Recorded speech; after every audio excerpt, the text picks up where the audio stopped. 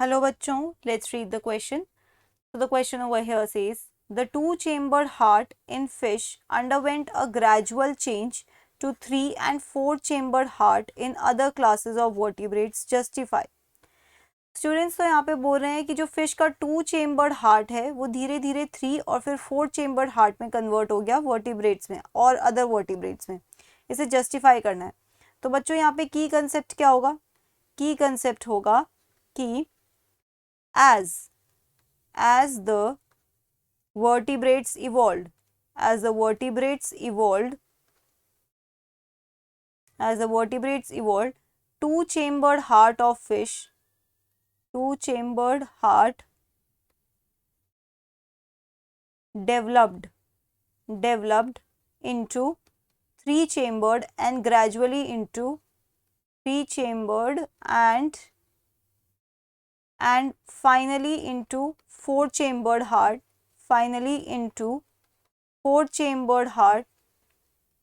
to meet energy requirements,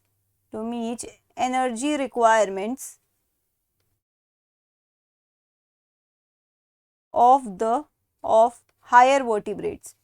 तो बच्चों यहाँ पे हमने की कंसेप्ट मेंशन करा है जिसमें हमने कहा है कि जैसे जैसे वर्टिब्रेट्स डेवलप होते हैं, इवॉल्व होते हैं, वैसे वैसे क्या होता है, उनके चेम्बर बढ़ते जाते हैं हार्ट में. ये क्यों होता है? ताकि उनकी एनर्जी रिक्वायरमेंट्स को मीट करा जा सके. कैसे? देखो, सबसे पहले फिश है, फिश के बाद क्या आए? Amphibians, after amphibians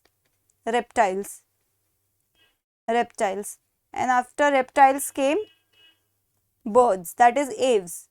After aves came mammals. ठीक है, ये है प्रोसेस, ग्रेजुअल प्रोसेस एवोल्यूशन का, अगर मैं एवोल्यूशन के टर्म्स में बोलूँ.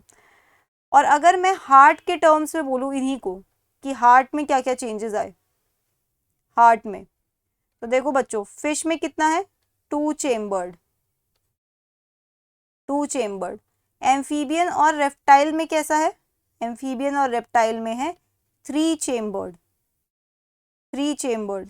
इसके बाद एव्स और रेप्टाइल्स के बीच में एक ऑर्गेनिज्म आता है जिसे कहते हैं क्रोकोडाइल. क्रोकोडाइल भी एक रेप्टाइल ही है. इनफैक्ट हम कहेंगे हार्ट के टर्म में वो बीच में आता है, बट वो है रेप्टाइल ही.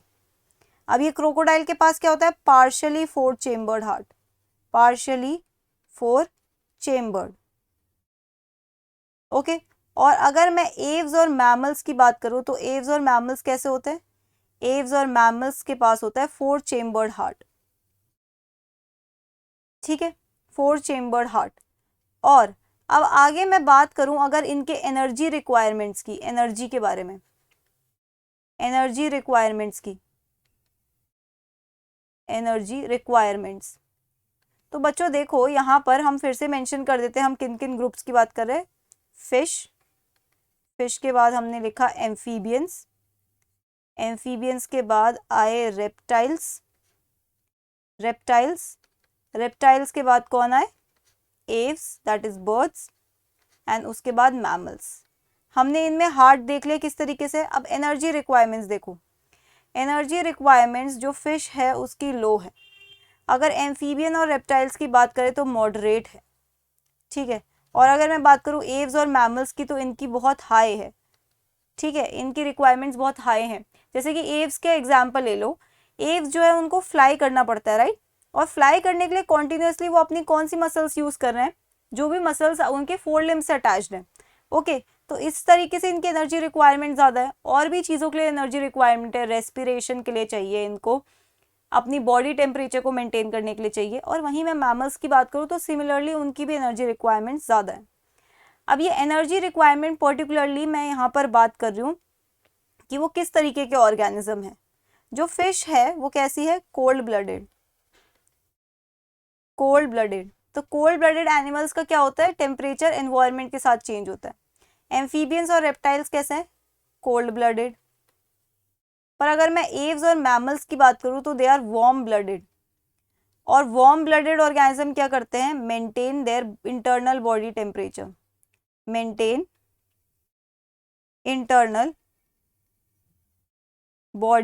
टेम्परेचर. अब जब ये अपना इंटरनल बॉडी टेम्परेचर मेंटेन रखते हैं, इसके लिए इनको क्या चाहिए? High energy demands. ठीक है, अब ये हाई एनर्जी डिमांड्स फुलफिल कैसे होती है, हाई एनर्जी रिक्वायर्ड। अब हाई एनर्जी रिक्वायर्ड और उसका क्या लेना देना है हार्ट के 4 चेम्बर्ड होने से। तो देखो बच्चों यहाँ पे क्या होता है, यहाँ पर जितने भी ऐसे ऑर्गेनिज्म हैं जिनका 4 चेम्बर्ड हार्ट है, there is efficient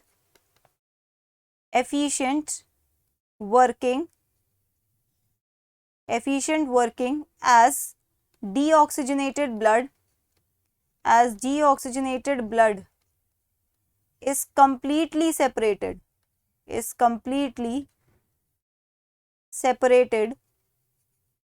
from oxygenated blood। ठीक है, और बाकी सब में क्या होता है, बाकी ये जो दोनों ग्रुप्स हैं 2 चेम्बर्ड हार्ट में क्या होता है, mixing of oxygenated and deoxygenated blood. और अगर मैं बात करूँ इनकी एम्फीबियंस और रेप्टाइल्स, इनके पास भी 3 चेम्बर्ड हार्ट है, तो ऑरिकल्स में मिक्सिंग नहीं होती, बट कॉमन वेंट्रिकल है वहां पे मिक्सिंग हो जाती है। सो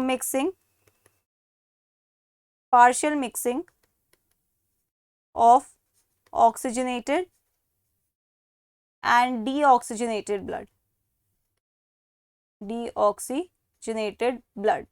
ठीक है, इसीलिए धीरे धीरे जैसे जैसे एनर्जी रिक्वायरमेंट्स थी, टेम्परेचर को मेंटेन करने की रिक्वायरमेंट्स थी, क्या हुआ, धीरे धीरे इनमें चेम्बर्स ऑफ हार्ट बढ़ गए। So that's it for the question. I hope you understood it well. Best of luck.